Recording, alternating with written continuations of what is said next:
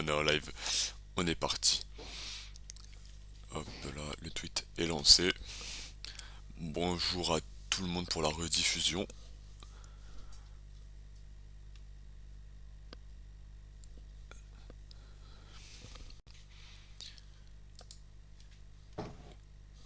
Alors, est-ce que c'est lancé sur mon truc ici aussi?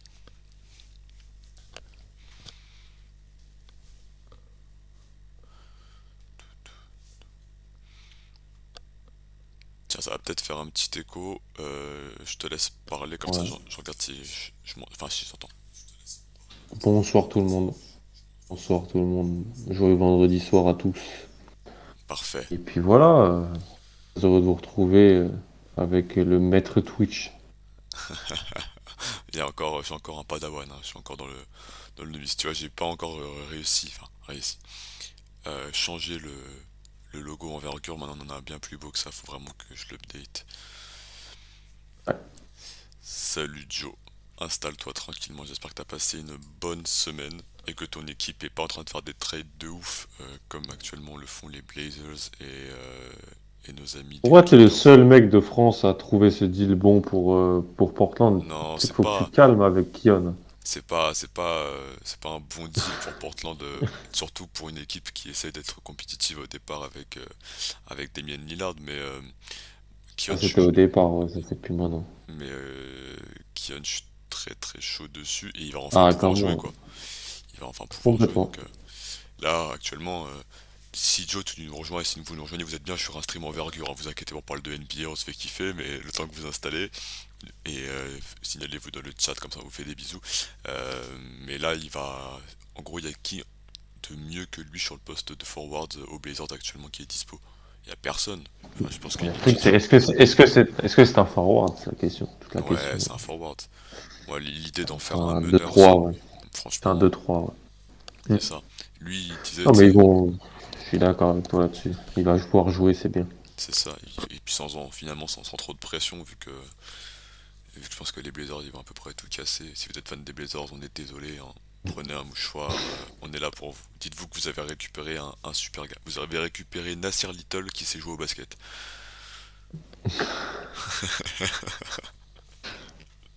T'as vu, je mets de l'ambiance directement, hein, c'est parti. Ouais, ben c'est ça, ça m'avait manqué.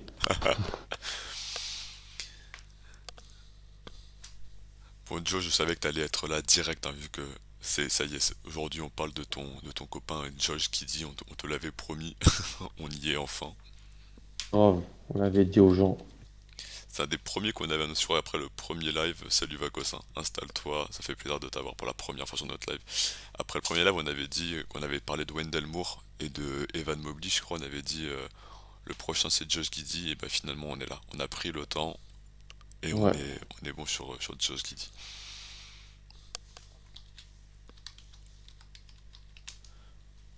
On va encore se laisser 2-3 minutes, hein. Vous pouvez avoir le temps de vous installer. Ouais, il y Merci a le temps, il y a le Fufento temps. de nous suivre, c'est cool de t'avoir. Alors t'as vu, j'ai rajouté une alerte pour savoir maintenant quand les gens ils nous follow, etc. Parce que Ouais, j'ai vu ça. vous régalez. Et j'ai mis des zombies. Je trouve que, enfin c'est le truc de base et je trouve que ça nous dit à peu près notre état physique quand on a fini de regarder des matchs, tu vois, de Big East, de Pac-12, de NPL. Ouais. De championnat espoir, des fois. Ouais, De toi plein de tu, choses tu fais pas mal différentes. d'espoir en plus. Là tu pars du coup, c'est ça? Ouais. Pour donner un peu ton actu Euh, envergure, tu vas suivre des jeunes un petit peu là dans les temps qui vont suivre. Bah ouais, je profite des vacances scolaires pour essayer d'aller faire des tournois en Europe. Ouais, il y a donc l'Euroleague Junior, ça s'appelle l'Adidas Next Generation, ANGT. Mhm. Là où était Jérémy Sochan l'an dernier notamment. Yes, Euh, mon vu gars qu'il sûr. vu qu'il jouait à Ulm. Et un des tournois super intéressants pour la NBA, pour la NCAA. Ouais, on va essayer d'aller voir ça. Avec le Covid, on sait pas trop, mais on va essayer. Ouais. Tu pars avec qui? Tu pars avec ton copain de toujours Nico ou Mon maître, mon, ton maître je Scotty? suis oui, je suis son simple suiveur, simple mortel. Non mais c'est cool comme ça que tu fasses un petit tour d'Europe et tout, même Ouais, c'est cool. Voir en live, c'est vraiment super intéressant quand on a l'occasion. Hmm. Ouais, c'est C'est clair. intéressant, tu peux voir les échauffements, plein de choses qu'on T'entends peut pas plus. voir de base. Surtout pour des jeunes, tu peux vraiment entendre ce qui se dit, etc. Ouais, complètement. Puis si un mec, malheureusement, il joue que 5 minutes parce qu'il a 15 ans et qu'en fait, t'aimerais bien le voir, ou 16 ans, bah, tu peux le voir à l'échauffement.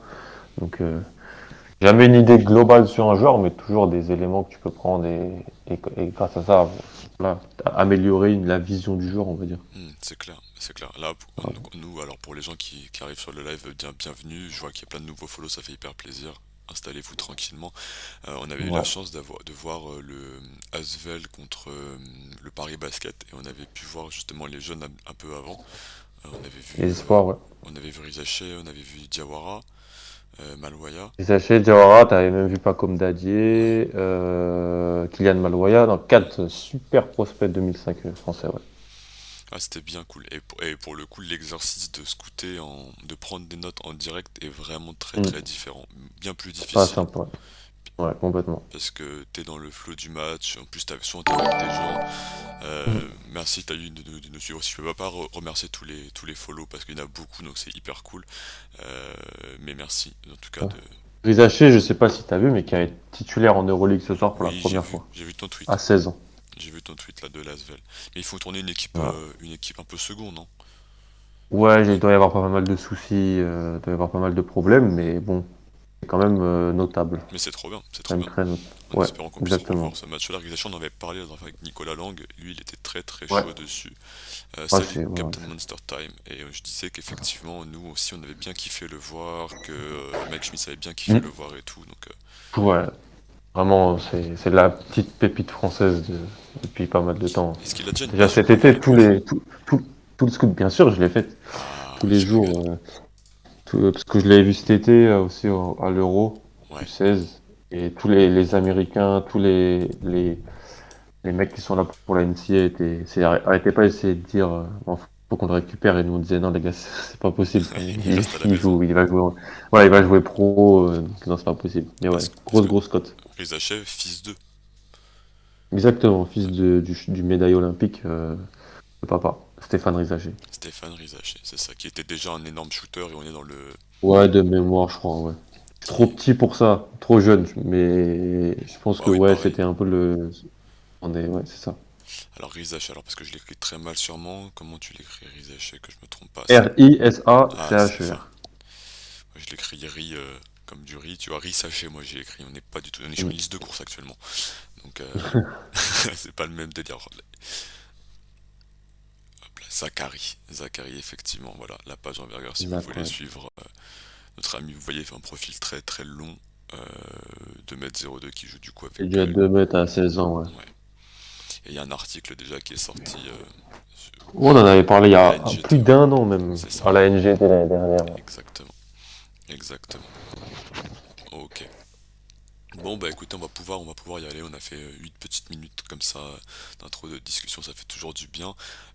Pour ceux qui nous rejoignent ce soir, alors vous voyez dans le titre du stream et puis aussi vous avez la commande player pour ceux qui nous rejoignent.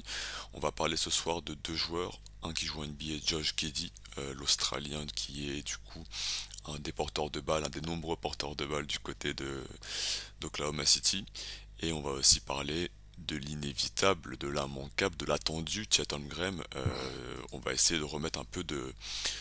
Pendant que je vous affiche ma tête pour vous dire un petit coucou, on va essayer un peu de mettre de respect sur le nom de Chet Holmgren, qui n'est pas que le mec qui a battu enfin qui s'est fait battre par Victor Wembanyama. Ouais, à ce qui paraît, c'est fait dominer par Victor Wembanyama. C'est ça, donc c'est un énorme prospect du côté de Gonzaga et voilà, ce soir on va mettre un peu de respect, on va faire un tour, on va regarder du Mettre du film. respect sur son nom. Ouais. Exactement. On nous dit Guidé best in bound passer of the league. Ouais, il y a moyen. Il y a moyen. C'est un passeur extraordinaire, un passeur Ah, mais il est fantasque. incroyable. Passeur, moi joueur honnêtement, on va aller dessus, mais que j'avais un peu raté parce que l'an dernier la NBL c'était pas ma priorité, c'était pas forcément ma tasse de thé, c'était pas si accessible que ça. Il y avait un peu de Twitch, etc. Donc Complètement. j'avais moins vu de Josh Giddey et je pense que la plupart d'entre nous, Facebook. Et Facebook, fait c'était pas incroyable. simple en 2021. C'est ça. C'était déjà un truc de vieux en 2021. Si vous utilisez Ouais. Facebook, no offense. Mais j'attends les matchs sur TikTok, moi. Avec des trends et des mecs qui font Grave. des danses. Ce serait Grave. incroyable. Euh, en direct du train, j'espère que la co va tenir. Et bah écoute, c'est ouf que tu nous suives en train et j'espère que ton trajet va bien se passer. Et puis si jamais le replay sera disponible sur la chaîne Twitch et sur le YouTube, ne t'en fais pas. Donc ouais, Josh Giddey, joueur qu'on avait peut-être un peu moins vu que d'autres, puisqu'il avait joué moins de matchs, que la NCAA est beaucoup plus visible, etc. Et qui réalise un très très beau début de saison, un très beau début de carrière. Euh, on va laisser le choix au chat. On est un live 100% commu, comme disent les gros streamers. Est-ce que vous préférez qu'on lance avec Josh Giddey ou est-ce que vous préférez qu'on lance avec Chatham comme dites-nous. Dites-nous dans les commentaires. Je peux essayer de lancer un sondage, un truc que j'ai jamais fait de ma vie. Ah, on a quelqu'un qui arrive directement, première fois. Guidi, Chet. Vas-y, on lui pose dans les Vas-y, commentaires. il faut ramener la communauté d'OKC, il faut qu'elle se ramène C'est dans le ça, truc, ok, ça fait si France, exploser le view. je les ai pas notifs. Tiens, si tu peux les notifier Ah, en tous les tops comme je ça. vais les notifier, je les notifie. Chet, on est à 2-2. On est à 2-2, monsieur. On part sur du tennis, hein. Il y a un break pour Chet là. Non, deux partout. Faut appeler Pierre et Constant. Et ben voilà. Alan, il va appeler Pierre et Constant. Constant et Pierre. Moi, je suis chaud pour commencer par Chet. Un fan d'OKC qui nous dit je suis chaud pour commencer par Chet. Tu vois, c'est bien joué, c'est le beau jeu. Guidi. Ah, je pense qu'on va partir sur Guidi, hein. Le peuple réclame Guidi. Et moi, je suis là pour le peuple. Ne vous inquiétez pas, on fera les deux. On fera les deux.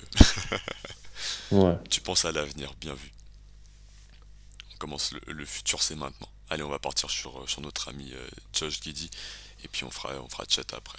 On fera chat après. Euh, ouais. Josh Giddey, du coup, comment le décrire sur envergure? Déjà, il était ici. Il était décrit comme un point guard, shooting guard, small forward. Déjà à l'époque, on savait pas trop. Ce qu'on savait, c'est qu'il portait le ballon, que c'était un créateur extraordinaire qui venait d'Australie. Donc 2m03, 86 kg. Je sais pas si les stats elles sont Actualisé. actualisées. En tout cas, ça doit être les stats qu'il avait du côté de la NBL. Maintenant, il a dû prendre un peu plus de Ouais. points. On connaît le dopage américain. Toi, sur ce joueur, qu'est-ce que tu connaissais? Qu'est-ce que tu savais? Est-ce que tu l'avais un peu entendu parler avant enfin, avant la draft 2021? Et Ouais, ouais. c'est quoi ton retour? Ouais, ouais. En gros, de mémoire, il y avait deux coqueluches australiennes qu'il fallait suivre pour la 2021. Mhm. Donc c'était Josh Giddey et c'était Mojave King. Moi, Jeff King, ouais. Euh, ouais. Mojave King qui avait vraiment pas mal de hype dans le milieu, un peu NBA, draft Twitter, hipster et tout. Et qui est un peu déçu, donc il s'est même pas présenté à la draft, il est encore en NBL cette année. Mhm. Mojave King. Euh, Beaucoup a ensuite parlé de Dyson Daniels. En fait, Dyson Daniels, il avait un an de moins, et on savait pas trop où il jouait. Et finalement, bah, il s'est engagé avec G-League Ignite, mais un an après. Et donc, Josh Giddey, bah, lui, ça a été un peu rapidement le mec a été mis en avant par bon, son club, donc Adelaide, par la NBL en général, highlight, tout ça. Et ensuite, il avait aussi le jeu et les performances offensives pour faire aussi ressortir très rapidement. Et c'est vrai que moi, c'est les premières images donc je l'ai vu que en NBL. Il avait joué du FIBA, je crois un FIBA championnat Océanie. J'avoue que je suis très fan des championnats jeunes, mais FIBA Océanie, j'ai jamais essayé de regarder. Peut-être qu'un jour, hein, je regarderai avec plaisir, mais je n'avais pas regardé. Et donc que NBL, où il était un peu mis en avant en tant que porteur de balle. Et le premier truc que j'ai vu, c'est ouais, la créativité de passe, la capacité à faire des passes des deux mains, la capacité à faire des passes que ce soit une main, deux mains, main gauche, main droite.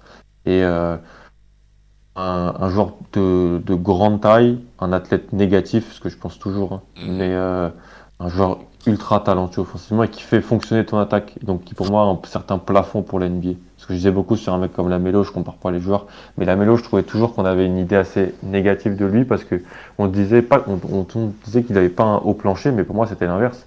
Parce que déjà en Australie, il perdait peu de ballons pour beaucoup de passes alors qu'il avait un jeu à risque. Et je savais qu'en NBA, il allait faire même si le tir allait pas être là, bah au moins j'avais un mec qui pouvait créer beaucoup d'attaques, générer de l'attaque. Et c'est un peu ce qui est guidé, je trouve aussi.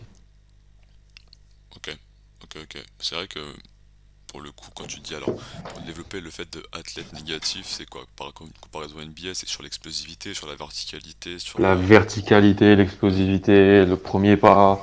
Je trouve aussi son handle bizarre, très bizarre en fait. je Pourquoi? trouvais un handle pas méga fonctionnel, pas académique. Hmm. Euh, donc voilà, mais un joueur étrange, atypique. Voilà, atypique, je Ouais, trouvais. c'est sûr, c'est une sorte de tarentule qui pouvait, qui maîtrisait le ballon, qui avait vraiment des gros flashs et tout, et en plus, voilà, il a un physique, il a encore une première image, et tu te dis pas, ok, lui c'est un joueur flashy comme pouvait l'être Lamelo qui émane ça de lui, et c'est un joueur très Hmm. très surprenant. Si on regarde un petit peu ce que Alex nous disait, alors déjà, Alex, il avait fait un edit à son scouting report, il avait pré-shot le truc en disant que Hmm. il a vu dans différents contextes équipe nationale d'Australie parce que c'est un joueur qui avait joué avec son équipe nationale alors qu'il était très très très jeune, équipe Grave, pas l'U18 hein, vraiment l'équipe les des pros. aussi des pros. Et ensuite du coup au niveau d'Adélaïde, pour faire rapidement, il disait qu'il était très grand, qu'il avait des skills, qu'il progressait tout le temps. C'est quelque chose qui l'avait marqué, qu'à chaque fois qu'il le voyait, il y avait de l'évolution, que c'était un joueur qui était précis, propre, en descend à travailler, il parlait du pick and roll, est-ce que c'était un joueur qui pouvait justement accéder au panier, est-ce qu'il pouvait prendre un tir, est-ce qu'il pouvait gérer le tempo, trouver le big, le handle, lui aussi trouvait qu'il y avait un handle un peu particulier, le tir, la créativité, il le mettait en descend, alors que c'est quand même quelque chose qui ressort très souvent chez Guidi, c'est qu'il sort souvent des passes que t'attends pas et parfois que ses coéquipiers n'attendent pas non plus. Et le point faible, quel l'offensif impact défensif, effectivement, un physique très frêle. Pour le moment, du côté d'Oklahoma, faut que j'arrête de dire Oklahoma State, Oklahoma City, on a Hmm. effectivement une équipe très très jeune qui défend très peu, donc c'est difficile de juger vraiment Guidi là-dessus pour un truc compétitif. Euh, Ce qui m'intéresse aussi, c'est que je regardais, l'an dernier vous aviez sorti votre mock, enfin votre board donc 2021, il y avait donc toi forcément, Ben, Manu et donc Alex, et le consensus était assez bas sur Josh Giddey par rapport à ce qui s'est passé réellement. C'était une surprise, hein, faut le dire, le soir de la draft. On l'a au plus haut Alors, ouais, je vais regarder. Ouais, chez t'as Manu, il raison. est huitième, chez Ben, il est Ça, c'est la 10. mock draft. Ça c'est la mock, ouais. C'est la Ouais, mock, c'est c'est la pas le mock. board, je crois. Attends, je vais aller voir Alors je te mets mon ça, big board. le Big Board 2021, je l'ai là. Touk touk touk. Effectivement. Alors la différence entre la mock et la board, c'est que le board c'est vraiment une question de potentiel. La mock a un côté un peu plus fit qui redonne en probabilité, etc. Mock, ouais, board 13e, je l'avais. Ouais, Tier 3. Donc le tier qui allait de 4 à 15. Donc bas du tier 3. Vraiment bas du tier 3. c'est ça. Alors chez le plus haut qu'il était, c'était en 7 chez Ben Ben, ouais, qui a visé Ben. le plus proche. Toi tu l'avais 13e sur ton board. Ouais. Alex l'avait, notre ami Josh Giddy, il l'avait 19e et C'était pas les plus. Nico Il avait pas 16. été grand. En fait, je crois que Manu l'avait pas au premier tour, Ouais, honnêtement, c'est de ce ça. que je me rappelle. Mais dans Il y sa mock, avait. il y est. Si je Mais dans sa vois. mock, il est beaucoup plus haut parce Ouais, que voilà, il value d'autres choses. Je pense que c'est un joueur qu'il appréciait peut-être pas, mais ouais. il voyait quand même le type de joueur que ça pouvait être pour la NBA. C'est ça. Donc effectivement, voilà, on avait un joueur plus bas finalement. C'est Ben qui touche le plus proche. Il est choisi en 6. Un peu une surprise à ce Ouais. moment-là parce que on s'attendait à voir honnêtement un Kuminga qui tombait plus tôt dans la plupart des mocks, des drafts que vous voyez des boards. Toi, je sais que tu avais notre ami James Bouknight assez haut aussi. Ouais, ouais, j'aurais pris honnêtement, hein. Alors, il était mon tier 3, ça allait donc de Barnes à Moody, que Mhm. j'avais en 15, donc 3 à 15, donc ces jours-là. Mais j'avais quand même des préférences, c'est-à-dire que j'aurais draft. Honnêtement, sur la draft, j'aurais drafté Kuminga, Book Knight, Zaire Williams, devant Josh Giddey, je pense. Voilà. C'est ça. Sans, sans trait. Peut-être même, peut-être même Keon Johnson, peut-être même Cam Thomas. Ouais, moi je les Mais avais devant ces deux-là. voilà. Mais c'était des joueurs que j'avais dans le même groupe de joueurs, on va Alors, dire, au moment de la draft. Vakosa nous dit que vous étiez dur. Qu'est-ce qui peut expliquer justement qu'il était si bas par rapport à ce qui s'est passé? Et est-ce qu'aujourd'hui, si tu devais refaire la draft en te disant que tu as vu maintenant plus de films de Josh Giddey, est-ce que tu le redrafterais toujours aussi bas ou est-ce que ou tu le laisserais à peu près à la même position? Je l'aurais dans mon top 10. Ouais. Donc en fait, je le monte, à l'intérieur de mon tier 3, je le monterai. Mais je le garderai tier 3. Tier 3 pour moi, en fait, je labellise mes tiers, je les appelle. Je trouve ça beaucoup plus intéressant, on en parle toi et moi assez souvent. Mhm. Et donc pour moi, tier 3, c'est starter plus. pour moi, c'est à terme ce qu'est Josh Giddey, je pense. Je vois pas le potentiel All-Star, le potentiel All-NBA chez Josh Giddey. Je vois un starter plus, un très bon titulaire, ce qui est déjà très bien quand on draft au premier tour. Donc, sur ça, c'est notable.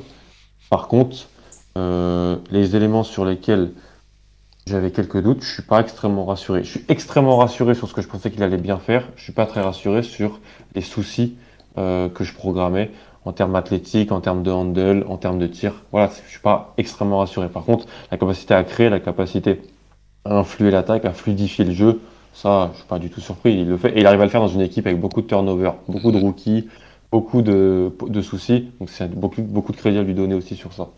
C'est clair, bah, d'ailleurs Stojakovic nous posait la question, vous pensez quoi de son tir à Guidi? Alors bah, je te laisse aller sur le tir de Josh Giddey, qu'est-ce qui te plaisait pas? Qu'est-ce que... On peut déjà différencier différents types de tirs. On va Ouais, parler de son catch and shoot, de juste la ouais. mécanique, et ensuite sa capacité à se créer son propre écart et à se créer un décalage pour prendre un tir balle en main. Est-ce que Mm. là-dessus tu peux un peu développer ce que tu penses?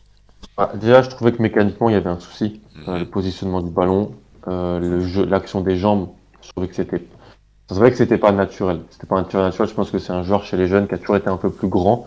Un championnat de jeunes australien qui doit pas être le plus physique. Où je pense qu'il pouvait faire un petit peu ce qu'il voulait. Et donc, qu'il pouvait driver et tout ça. Cette année, c'est 25% à 3 points sur 180 tentatives. C'est 68% dans ses francs. C'est pas digne d'un joueur qui porte la balle en NBA. Honnêtement. Et c'est un joueur qui est très jeune. Donc sur le tir, j'ai pas à être déçu, mais j'ai pas à être rassuré non plus, parce que je voyais pas en lui un tireur. Je voyais en lui par contre un joueur qui avait montré des flashs de toucher sur du flotteur, sur du leaner, et ça je l'ai vu aussi un petit peu, parce que comme il est grand, il peut un petit peu se positionner dans cette zone intermédiaire. Donc ça je l'avais vu en NBL. Et le tir, honnêtement, c'est un joueur qui va pas sur la ligne. 57 lancers francs tentés en 1400 minutes cette année en NBA. Donc c'est un souci. Et c'est un joueur qui est à 25% à 3 points cette année. Sachant que, alors je sais pas si t'as la répartition ou pas, là du En coup, catch and shoot, ouais.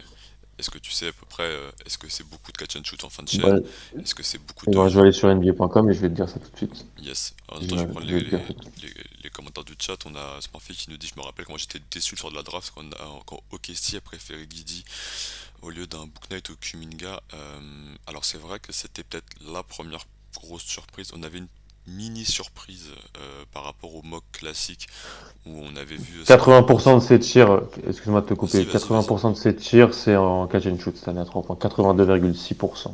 D'accord, donc effectivement on est beaucoup sur de la fin de chaîne et très peu Ouais. de situations où, alors de toute façon, c'est pas étonnant, salut petit tac, très peu de situations où il prend la balle, il se crée son propre décalage derrière un écran ou bien Mm. sur un side step, step back et il prend son tir à 3 points. Donc ouais je disais, la première surprise c'était petite surprise Collie Barnes qui a été pris devant Jalen Suggs mais chez nous c'était plutôt naturel, enfin on attendait, on C'était l'espérait. demandé par notre part. Exactement, moi je l'avais même, j'avais poussé le vice à l'avoir en deux, donc Scully. Salut Faut se Docteur faire Saga. confiance. Et ensuite, deuxième petite surprise, c'est notre ami Josh Giddey qui tombe en 6 devant Kuminga et Book Knight. Moi, Book Knight, je l'avais beaucoup plus bas par exemple. Je sais que je, par rapport à toi, je l'avais bien plus bas. euh, pour Ouais. une raison de main faible que je trouvais trop problématique.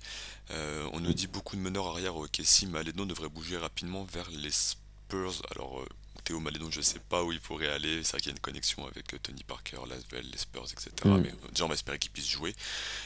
Beaucoup d'arrière. Tiens, on peut mettre ça dans le Surtout contexte. Treman. Sur... Voilà, c'est ce que j'allais te dire. Ouais. Euh, on a notre ami Shai Alexander. On a Treman de Florida qui Ouais. est un excellent créateur individuel pour se créer une séparation. On a Lugensort qui veut tenir un peu plus le ballon. On a Théo Malédon. On a Josh Giddey. Ty Comment est-ce que Jerome. Ty Jerome, mais qui est plus quand même sur un joueur qui peut exister en catch and shoot. Déjà à Virginia, C'est un il avait pas beaucoup de situations en bon catch and meneur shoot backup. Ouais. avec Calguy. Mais toi, cette transition, le fait de devoir partager la balle, comment t'as senti le jour là-dessus? J'étais agréablement surpris Hmm, qu'il puisse aussi bien. Que ça marche aussi bien avec Shea, hmm, avec Dort, sans Shea, sans Dort, avec Man. Alors, dans les deux matchs qu'on a clippés, donc c'est contre Minnesota et c'est contre Cleveland. Il y a un match avec Shea, un match sans Shea. Je trouvais ça intéressant Ok, on va aussi. aller Voilà un dessus. petit peu en termes de contexte. On a aussi des minutes où on le voit être en gros le leader du banc, donc il sort un petit peu plus tôt. Des minutes où il joue beaucoup avec les titulaires. Donc tous les contextes, et je trouve que dans tous les contextes, il est légitime sur le terrain, à son âge déjà. Il fait quelque chose de positif, il fluidifie le jeu, il stoppe pas le jeu. Et rien que ça, dans un rookie, dans un environnement reconstruction, c'est déjà très important. Et sur ça, je suis agréablement surpris parce que moi, je l'avais vu qu'avec la balle, porteur de balle. Mhm. Je pense que chez les jeunes Australiens, ils faisaient beaucoup ça aussi. Donc ça doit être la première fois qu'il doit avoir un contexte de la sorte. Et donc ça, je pense que c'est notable et très important. Quand il a pas le ballon, Josh Giddey, vu qu'il peut pas tirer, qu'est-ce qu'il fait? Est-ce qu'il pose des Il écrans? Est-ce coupe, qu'il coupe? il coupe, il va au rebond offensif. Ouais, il fait beaucoup de choses. Il fait beaucoup de choses parce que la pose d'écran, c'est pas ce qui m'a le plus marqué, mais c'est la capacité, voilà, à attaquer le rebond, bien se placer, couper. Il n'est pas toujours dans le mouvement, mais c'est un joueur intelligent. Un joueur qui sent un peu le jeu, qui sent un peu les choses. Et donc sur ça, je trouve il est très très bien là-dessus. On a des commentaires qui rejoignent Il sent vraiment il sent, on sent un QI basket vraiment développé. Ah, tout le monde a parlé de sa passe là, mercredi soir, pour égaliser contre Dallas avec le Ouais, coup d'œil et tout. Ça, c'est un petit peu, si on veut, un microcosme ou pas c'est une la cerise sur le métaphore gâteau. de sa saison, mais voilà, c'est un peu le délire. Il est vraiment, vraiment incroyable sur l'œil qu'il a, la capacité à comprendre, à lire, à anticiper, à créer des passes. Moi, c'est ce que j'aime chez lui. J'ai des mecs comme Lamelo, j'ai des mecs comme Cade, j'ai des mecs comme Luka. Il les passe avec anticipation. La passe, quand elle part, elle arrive pas là où Hmm. le joueur qui est le réceptionneur de la passe est déjà. Il crée l'ouverture, il crée l'espace. Et ça, c'est tellement rare que faut le noter. Ouais, c'est un site qu'on va lui beaucoup envoyer le ballon là où le joueur doit être et pas là où il est et rester dans le du mouvement quoi. Fluidifier comme tu dis. Complètement. Alors on le voit avec sa tête de beau gosse là qui est devenu du coup notre symbole, notre égérie chez Envergure. Ici je regarde un petit coup Ouais, du roster. le surfeur d'Adélaïde. Avec love, beaucoup d'amour pour lui. Et effectivement, on avait aussi Darius Bazley qui porte un peu du ballon, Pukushevski qui est un porteur de balle, Beaucoup. Aaron Wiggins donc qui est plus un finisseur, Mamadi Diakité de Virginia dont j'avais beaucoup d'espoir et qui confirme malheureusement, et même Jeremiah Robinson Hall qui touche un peu la balle. Dans les commentaires, on a du coup 2 rebonds faciles par match, c'est pas mal surtout avec son profil. Ouais, un joueur très long qui sent bien le jeu, qui comprend bien, qui peut être là où il faut.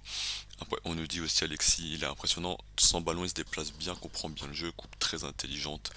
Il a l'intelligence de ne pas rester sans bouger à 3 points. Voilà, c'est des joueurs effectivement qui rentrent quand t'es pas une menace extérieure, qu'est-ce que tu peux apporter de plus? Comment est-ce que tu peux faire valoriser le tout? Mm.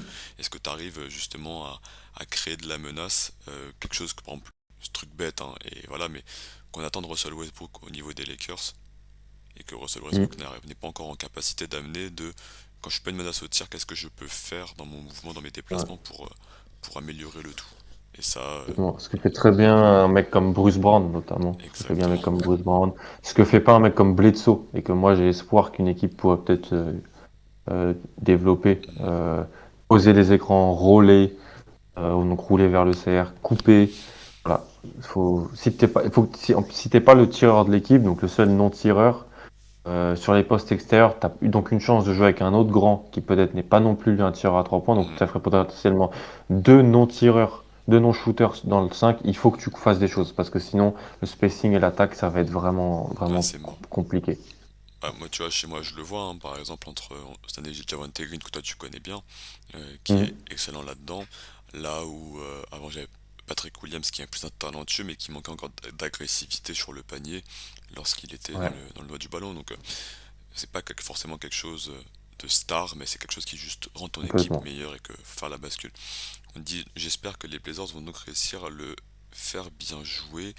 Euh, de qui Bledsoe, ouais. donc? Ah, Bledsoe, Bledsoe. effectivement. Pas Bledsoe. sûr qu'il y reste, mais Non, je pense qu'il va honnêtement, se faire mais couper, hein. ouais, Je pense qu'il on va se faire verra. couper. Mais ils ont récupéré un gars. D'ailleurs, je le passe au moment. Il n'y a pas d'autres occasions où je vous mets même ma tête en train de célébrer comme ça. Regardez-moi en Bill Walton. Free Keon Johnson, free fucking Keon Johnson, il est libre, messieurs dames. Cet homme est libre, cet homme va jouer, cet homme va nous régaler, cet homme va vous montrer pourquoi c'est un top 10 de draft. Et c'est la fin de ma parenthèse sur Keon Johnson. Regardez-le, c'est pas Tony Snell qui va lui prendre son poste de titulaire pendant très longtemps, moi je vous le dis. Voilà, l'avenir est lancé. Maintenant on peut revenir sur le principal Josh Giddey, on va pouvoir enchaîner du coup sur ce qui nous intéresse, sur la vidéo.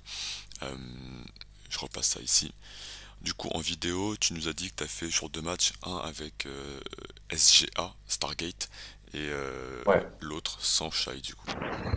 Ouais.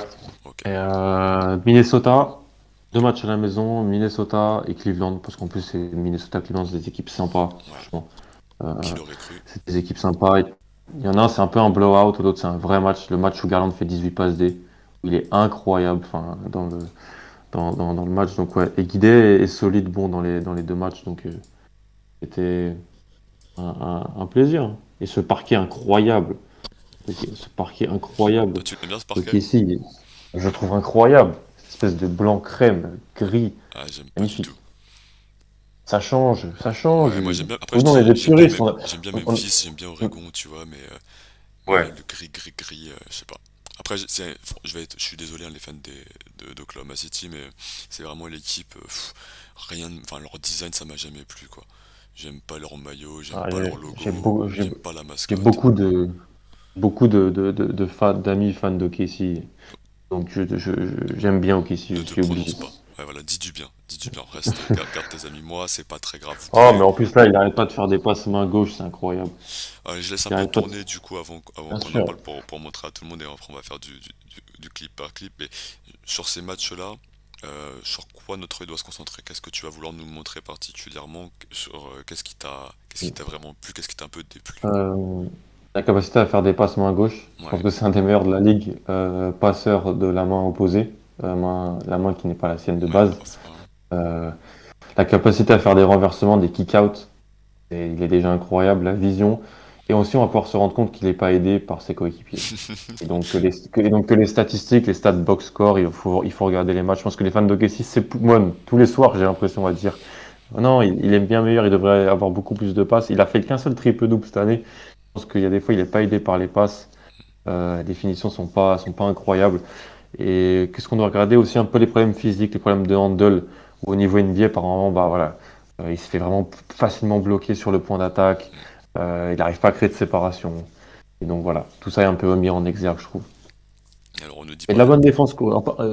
Pas énormément de clips défensifs, mais un ou deux, on voit de la bonne rotation, la capacité à créer, à voir l'œil, à faire créer le décalage à l'adversaire parce qu'il se place bien, il est grand. Et donc voilà. ce que j'aime bien dans sa défense aussi, c'est qu'il est capable tu vois, de rapporter la bonne aide, juste de venir Mm. proposer une aide, de venir proposer une main agressive sur le ballon pour faire réfléchir le porteur de balle et qui recule. Sur de la pénétration dans l'axe, par exemple, j'aime beaucoup cette capacité à venir, hop, je me place, j'aide et je reprends, pour donner une hésitation et créer un peu de défense collective. On nous dit dans le Complètement. chat, euh, Darius la finition, Darius Bazley effectivement. Si les intérieurs Jeremiah Robinson Earl Favors avaient des mains, si Jeremiah Robinson Earl n'avait pas de briques à la place des mains, pauvre Jeremiah qui a un début compliqué alors que c'était un joueur très intéressant. Un vrai soldat. Voilà. Alors Dr Sagar qui s'est fait comment dire modéré par le bot parce qu'il a dit il a dit, je vais le dire en anglais, pi plus loin, quatrième lettre de l'alphabet pour dire passe décisive. Mm. N'écrivez pas ça, le bot pense que vous êtes homophobe. Faites attention Mm. à vous, Ouais. mettez assist. On va pouvoir du coup regarder maintenant un peu le clip en individuel. Alors j'espère qu'on ne va pas avoir trop de décalage pour ça. Alors je repasse ici. Je vais me repérer avec la couleur du parquet pour savoir que c'est le premier. Bon voilà, c'est le premier. Je vous mets Voilà. ça en 0,5. Donc là, tu es sur de la création, sur de la passe décisive avec les deux mains. Lui, il s'en fiche. Pour lui, c'est Ouais. fluide des deux mains. Il s'en il s'en fiche complètement. Pas au niveau, tellement au niveau du handle, où il est plus fort main droite, je trouve. Mais c'est vraiment sur la qualité de passe où c'est main droite, main gauche, il s'en fiche un peu. Là, on est sur Sur le layup avec un de la petit planche. lay-up tranquille, voilà, avec la planche. C'est un joueur assez à l'ancienne, je trouve. Quand tu le regardes, les finitions, les angles qu'il trouve, c'est un joueur des années 80, Ah, des 60 honnêtement, 70, ouais. Josh Giddey. C'est un joueur un peu atypique et c'est ça qui fait tout son charme, je pense, et tout. Ce qui est cool, c'est bien d'avoir des joueurs différents avec des capacités, des jeux différents. Et lui, il détonne un peu par ça dans l'ère des super combo guards, créateurs sur pick and roll qui pull up à 10 mètres. Bah lui, il est un peu différent là-dessus. Lui, tu lui mets un short court, un maillot des Boston Celtics, c'est back in les années 70, hein. Ouais, grave, il est backup de Tiny Archibald et il prend deux trois bagues dans les années 70, carrément. Donc là, après pick and roll, on est sur la capacité à kick dans le corner avec Ouais. manipulation visuelle. Alors, le clip il va revenir, excusez-moi. Est-ce qu'il me les met pas en boucle? Non, c'est bon. Donc, la capacité, du coup, forcément, à trouver. Là, on est sur de la transition. Ouais, Ouais, là, je crois sur ce que tu montres, on est sur de la c'est ça. transition. Pas simple. Il regarde tout le temps SG, mais il sait qu'il y a d'or dans le corner. C'est simple, c'est efficace. Il n'a pas non plus les meilleurs catch and shooter du monde, hein, Hmm. à côté. Je pense que dans le projet d'OKC, dans 3 4 ans, quand tu auras un intérieur pour pop, quand tu auras des shooters, il sera encore plus létal là-dessus. Et là, il joue avec Poku et Ouais. Darius Bazley. J'aimais bien Kenrich Williams, que j'adore. La passe pour Kenrich Le Williams, elle est mulet. incroyable, c'est à la fin. Le mulet Et de ouais, Mulet. Kenrich Williams qui régale. Cette passe est incroyable. Après, ça arrive sur un 3 points de Treman. Donc c'est même pas lui qui fait la passe décisive. Il fait la passe avant la passe décisive, mais elle est super. Franchement, la main gauche à l'opposé comme ça, elle est assez ouf. Là, du pick and roll avec Bazley en rollman Ouais. et un kick out pour Treman. Alors, Treman, le le kick créateur de par-dessus l'épaule. séparation ultime. Ouais, Ouais, c'est un créateur individuel supérieur, notre ami Treman. Maintenant, le problème, c'est faire jouer collectivement, etc. Mais c'est ça. toi, tu l'avais assez haut, Treman, de souvenir. Donc là, on est sur Ouais, le mauvais niveau des coéquipiers, après. Je vais le remettre en arrière. ouais, ouais, mais là, non, on est sur voilà, des choses des gens qui n'arrivent pas à finir, mais la passe, elle est bonne. La passe à terre, pick and roll, main gauche, orientation pour Jeremy Robinson Earl, une très bonne lecture. Et donc, un joueur qui est capable de. Il sait faire toutes les passes. Il n'y a pas une passe que je trouve qu'il ne maîtrise pas. Déjà à son âge. Comme la Melo. La Melo, il sait faire toutes les passes. Hmm. Luka, il sait faire toutes les passes. Cade, pour moi, il sait quasiment faire toutes les passes aussi. Et donc, c'est rare, mais c'est de moins en moins rare, j'ai l'impression d'ailleurs, avec tous ces jeunes porteurs de balles. Et c'est vraiment quand tu vois les matchs, les actions après action, carton après carton, que tu le vois qu'il maîtrise, quoi. Parce qu'en fait, finalement, quand on parle de tous les niveaux de passe, je mets une petite, bon, je mets une petite pause, non, on va revenir sur le clip après, mais en fait, on parle de capacité de passer des deux mains, de capacité de passer un passe direct, passe lobé, passe au sol, capacité de Ouais, passer là où le joueur doit être, capacité à manipuler visuellement, c'est-à-dire ne pas regarder là où tu vas faire ta mm, passe derrière. Et puis, complètement. voilà, alors c'est vrai que dans nos joueurs, dans nos évaluations, un joueur qui est capable de tout faire, ça nous le met très très haut. Euh, Exemple, moi je sais que je descends, et après on va en discuter tout bientôt, je tease un peu, mais je descends un peu un Tai Tai Washington qui est un excellent Mm. passeur, qui est un passeur de bonnes passes sur pick and roll incroyable, mais qui est pas foutu de passer à une main sur sa main forte, quoi. Et ça me rend fou. Il a fait deux, trois fois contre Kansas la semaine dernière, j'ai pensé à toi Ouais. en matant un replay, mais c'était une des premières fois de l'année complètement.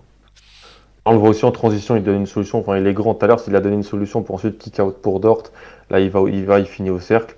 Et là, j'adore sur ce qui va arriver. Rebond offensif, cette espèce de passe au sol avec l'effet là pour la donner à Bazley. Bon, c'est pas non plus super simple. Bazley après, il y a une Et le rebond, contestation. Bon, c'est le rebond qui est voilà, pas très bon derrière sur la passe. Je pense que le rebond, alors on peut la c'est remettre ça. un petit peu en arrière parce que moi j'ai un petit peu de décal, enfin un peu d'avance, mais le rebond de la passe sur prendre Darius Bezley, mais l'intention, le fait de l'envoyer devant, pas là où Bezley est dans la course. Voilà, il y Ouais, a ce petit rebond là qui le gêne. Il prend le dribble assez bas, mais et puis derrière du coup il finit avec une banane et c'est bien suivi. Il y a une faute, mais voilà, on projette vers l'avant. On est vraiment dans le rythme de l'attaque, quoi. complètement. Là, on est contre Cleveland, donc c'est deux bonnes équipes, hein, Minnesota et Cleveland. C'est Ouais. deux équipes qui ont plus de talent qu'OKC. Mais c'est deux fois où sur le parquet, voilà. Josh Giddey est très bon là sur cette action de mémoire. C'est une très belle passe à Ouais. l'opposé et il suit au rebond offensif, Et il comme on la l'a dit tout demande. à l'heure. On regarde Ouais, juste ici, je la remets un peu en arrière. On voit la balle elle est dans les mains de Lou Dort, ça lui va pas directement. Il dit allez, rends-moi le ballon, c'est moi qui vais créer. Donc là il vient se présenter ici. mm, On est sur une zonasse, hein, de la petite zone de Cleveland, c'est pas vraiment une zone, mais ouais, ici, là on est clairement en zone. Qui font ouais, très bien d'ailleurs. On redemande, on kick complètement. dans le Bah, quand corner. t'as trois grands comme ça, Ouais. Bah, je pensais qu'ils allaient vraiment tout le temps défendre en 2-3, tu vois, ou en 3-2 avec Ouais, Mobley qui flottait. Et finalement, au début de la saison, ils ont fait beaucoup de ouais, ils d'over. alternent, ouais. Et mais fallait qu'ils défendent comme ça et c'est vraiment bien. De toute façon, quand t'as un coach qui a des idées, c'est tout de suite beaucoup mieux. Complètement. Donc là, on est sur des Là, c'est un... difficultés dans le dribble. Ouais, voilà, difficulté en dribble et le manque d'explosivité. Lamar Stevens, je crois que celui qui défend, c'est un Ouais, très bon défenseur, c'est ce que j'allais honnêtement. te dire. C'est vraiment un bon défenseur. C'est pas un cadeau pour Josh Giddey, mais il n'y a pas de, il y a aucune création de séparation. Il y a pas de vivacité sur le premier pas. Il n'y a pas de burst. Et le handle est un peu, pas. Donc ça, c'est les axes de progrès. Il le battra jamais là sur la capacité à le battre de manière athlétique, mais il faut que grâce à son handle, il arrive à se créer de la séparation. Ouais, ce que j'allais te dire, c'est qu'en fait, finalement, les joueurs qui sont pas athlétiques, c'est un truc que j'essaie d'évaluer de plus en plus et de les monter. Ouais, ces mecs-là, Mm. enfin, parce que de base, je les ai assez bas dans mes mocks, Ouais. d'être capable, enfin, d'être un meneur, porteur de balle en tout cas, créateur, mais sans être explosif, il faut être fluide dans le petit dribble. Il faut savoir naviguer balle en main Ouais. de façon Ouais. assez élite et gérer le tempo. Lui, c'est un bon gestionnaire de tempo. Après, il n'est pas aidé Mm. parce que là, il est sur de l'ISO, ce qui va, on va attendre de lui, mais plus sur du pick and roll, où il sera beaucoup plus en Mm. contrôle du coup, et il lui faut un intérieur dominant, capable de créer du décalage, mais il faut qu'il puisse naviguer plus fortement parce on voit, il n'a pas la vivacité comme tu l'as dit, et il n'a pas non plus la puissance pour prendre le dessus musculairement sur des joueurs plus petits que lui. Complètement. Donc je pense que ce sera jamais un Là, joueur qui sera un joueur d'ISO. non, non, non, complètement. Là, il y a une très belle rotation. Une très belle rotation défensive. Une Il bonne défend sur lecture. Laurie Déjà, il se bat Markkanen. bien. Il défend sur Laurie Markkanen. Il l'embête vraiment. C'est un système qui est dessiné pour Markkanen, hein. Hmm. Il arrive, il se bat bien. Markkanen est obligé de lâcher la balle. Et il sait qu'il voit qu'Isaac Okoro va pénétrer. Il vient, une très belle rotation, les bras levés. Il reste Parfait, rien vertical. à dire là-dessus. Il reste vertical. Ce qui est intéressant aussi, c'est la lecture rapide, c'est de savoir que Isaac Okoro n'est pas une menace dans le tir à 3 points. Donc je vais Mm. venir contester le drive, hop, et je reste vertical. Donc là, on est sur Complètement. la passe en transition avec le petit cafouillage des deux coéquipiers d'abord. Ouais, c'est ça. Donc c'est Robinsoner, Lou Dort, Ouais, avec Favors. Favors. Voilà. Donc Favors et Robinsoner sur le terrain. C'est pas méga fréquent, je trouve, du côté que les deux jouent ensemble. Et là, c'est voilà, la capacité. Cade le fait bien, ça aussi. Il peut se mettre devant son défenseur, dribbler bas et flotteur. Chris Voilà, Paul. ça c'est un truc. Chris Paul à Ouais, Chris maîtriser. Paul, James Harden à une Hmm. époque aussi. Marcus Smart chez toi. Donc ça, ouais, ouais, c'est vrai complètement. Ça Trevor Ariza c'est, à la prochaine c'est pas, draft.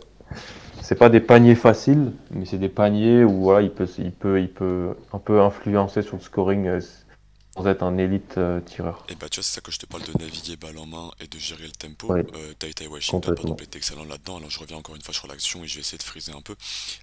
On Mm. contrôle le dribble, on contrôle le rythme, on est capable de changer de direction dans son ballon. Donc là, il y a l'écran, je frise, capable de passer sur la main droite, contrôler. Et on a aussi, alors là, il y a la passe au sol qui pourrait arriver, j'ai frisé sur l'action. Ce que Tyrese Haliburton fait très très bien aussi en n'étant pas un meneur hyper explosif. Ce que Ty Washington fera à merveille l'année prochaine, la passe au niveau du sol, Mm. capacité à gérer ça. Parce que finalement, ouais, je sais pas ce que t'en penses, mais dans 90% des cas en NBA, sur du pick and roll 1-5, on défend en drop. En fait, Ouais. ce fantasme de la Surtout en switchabilité, saison régulière. voilà, c'est ça. Surtout en régulière. En saison régulière, c'est clair, il n'y a pas d'adaptation défensive, surtout pour des jeunes joueurs comme ça. Ce fantasme de la switchabilité 1-5, c'est pas une réalité aujourd'hui. Non. Et qu'en fait, la plupart des gens défendent en drop, et donc les meneurs non athlétiques comme ça arrivent à se créer leur propre espace.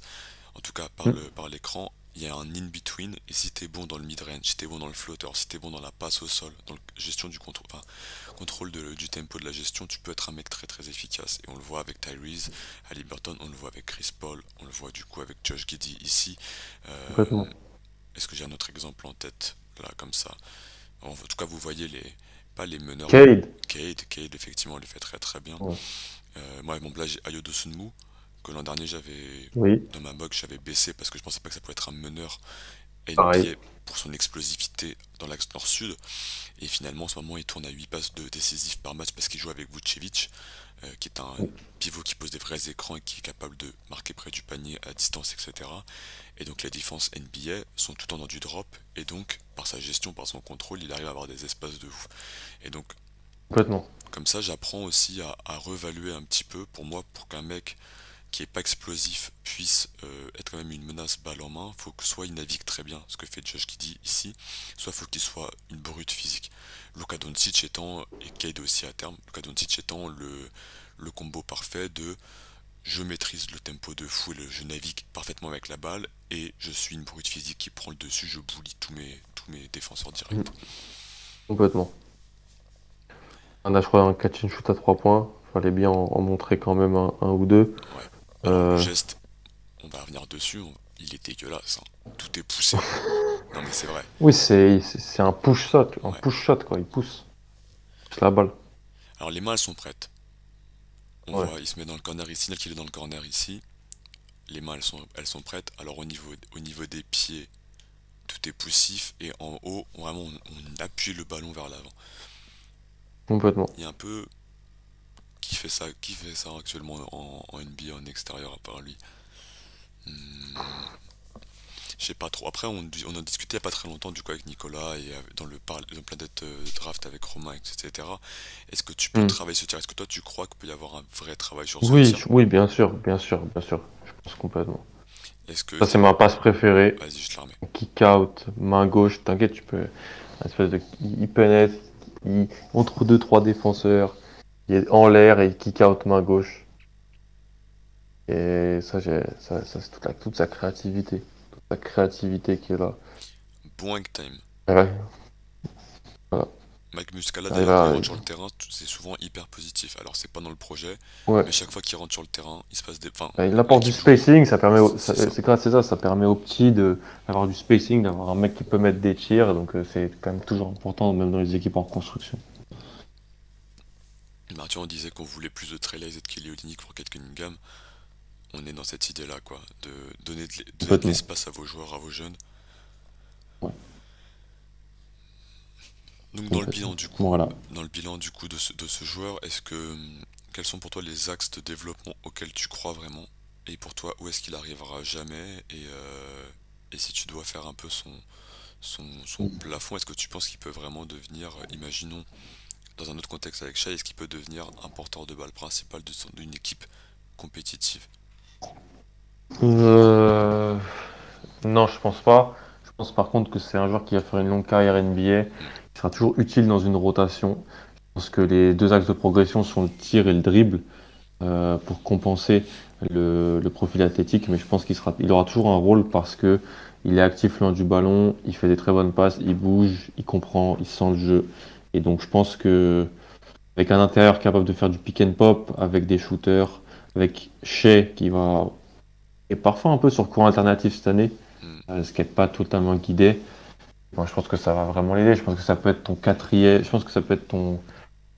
Je peux voir un sort de destin à la Ricky Rubio, moi, pour lui, honnêtement. J'allais te dire, moi, est-ce Euh, qu'on a parlé beaucoup de la Melo Ball? Est-ce qu'en fait, finalement, l'objectif, c'est pas Lonzo Ball?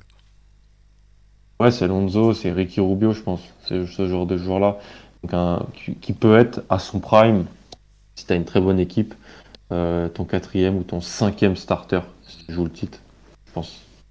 Est-ce que le côté défensif physique, le fait de s'épaissir pour pouvoir tenir un peu plus ses duels et du coup, lui, on va lui demander sûrement de défendre des ailiers à terme, parce qu'il y a un problème quand même de latéralité pour pouvoir défendre des extérieurs. Est-ce que ça, tu crois, le Mm. fait de pouvoir renforcer ce haut du corps et tenir au contact des joueurs qui sont pour l'instant plus puissants que lui? Ça va falloir voir avec son métabolisme, avec sa musculature, mais je pense oui, je pense que ça sera fin NBA. Si ça doit se faire, ça sera fait. Oui, bien sûr. Sinon, ouais, il y aura peut-être des petits problèmes. Mais je pense que comme il est grand, il peut jouer peut-être avec des. Il faut qu'il s'épaississe parce que comme il est grand, on va pouvoir le mettre avec des plus petits et ce sera les plus petits qui s'occuperont des porteurs de balles adverses. Mhm. Et lui, il faudra qu'il soit. Je pense qu'il sera jamais sur les deux meilleurs attaquants de l'équipe adverse, mais je pense qu'il peut devenir non négatif, on va dire. On va dire ça. Ça serait bien déjà. Parce que tu vois, quand je regarde ce qu'il a fait sur Laurie Markkanen, alors Laurie Markkanen qui est un joueur qui n'aime pas le contact de base, mais qui est quand même puissant, il y va pas souvent parce qu'à chaque fois qu'il y va, il se casse, mais il est quand même assez puissant, tu vois, c'est quand même intéressant cette gestion sur des mouvements uniformes, donc genre des joueurs qui ne changent pas de direction, etc., de pouvoir le tenir. Moi je l'ai vu contre Chicago il n'y a pas très très longtemps, je trouve quand même qu'il fait un... Voilà, alors dans les rotations, effectivement c'est bien, mais on l'a mis un peu sur des marques des Rosanne, il saute pas dans les feintes, il peut prendre un Mm. premier bump. Voilà, Johnny nous dit il est pas si frêle que ça, il refuse pas le contact. J'ai pas de doute sur le fait qu'il puisse progresser physiquement. Moi, je pense que ça peut être un axe d'amélioration très intéressant. Et à ce moment-là, on est vraiment sur du profil à la Lonzo Ball, qui est devenu un tir exceptionnel, mais avec un peu plus, je trouve, de fluidité, de créativité dans le dribble, dans Et ouais. l'entre-deux. Là où Lonzo Ball est un joueur Mm. qui refuse l'entre-deux, qui va pas au panier, mais Ouais, qui n'aime carrément. pas non plus l'entre-deux. Ok. Bon, Carrément. bah écoute, je pense qu'on a fait un petit tour d'horizon sympa. J'espère que dans le chat, l'image qu'on décrit de Josh Giddey est proche de celle que vous voyez dans les matchs. Et si vous avez d'autres questions, j'ai vu pas mal de choses. On nous dit que Chet à OKC ce serait incroyable, le fit est presque parfait. Alors Chet, le fit est parfait dans 30 équipes NBA, j'ai envie de te dire. Mais oui, Ouais. l'idée est bonne, mais même si tu as des joueurs un peu plus bas, si tu penses sur les intérieurs qui peuvent arriver, moi je le vois très bien évoluer avec Jabari Smith, ce serait incroyable pour le spacing. Complètement. Jalen Duren, qui est un joueur, pareil, je parle des intérieurs dans le top, dans la loterie, hein. Dans la Mm. physicalité, quand Jalen Duren apprendra à mettre un écran correct, ensuite ça lui laissera des espaces, on pourrait avoir une relation, ce que dit Andre Ayton a du côté de Phoenix avec notre ami Chris Paul, qui pourrait être sympa. Et puis si on est sur un projet John Butler, on est même pas sûr qu'il aille à la draft, mais c'est pareil dans l'image du spacing, ça peut être sympa aussi. Mm. Complètement. Donc voilà. Bon bah écoutez, si vous avez d'autres remarques, vous me dites. Moi je vais laisser un petit peu tourner. Comme ça les clips, on peut lire en même temps. Et puis je fais un petit tweet rapidement pour dire qu'on passe au prochain numéro 1 de la draft, n'en déplaise à certains, euh, en Chet Holmgren. Et on va pouvoir débattre de ça. Et Non, il peut pas, t'as vu son corps, ça va pas tenir. il est pas assez puissant, c'est évident.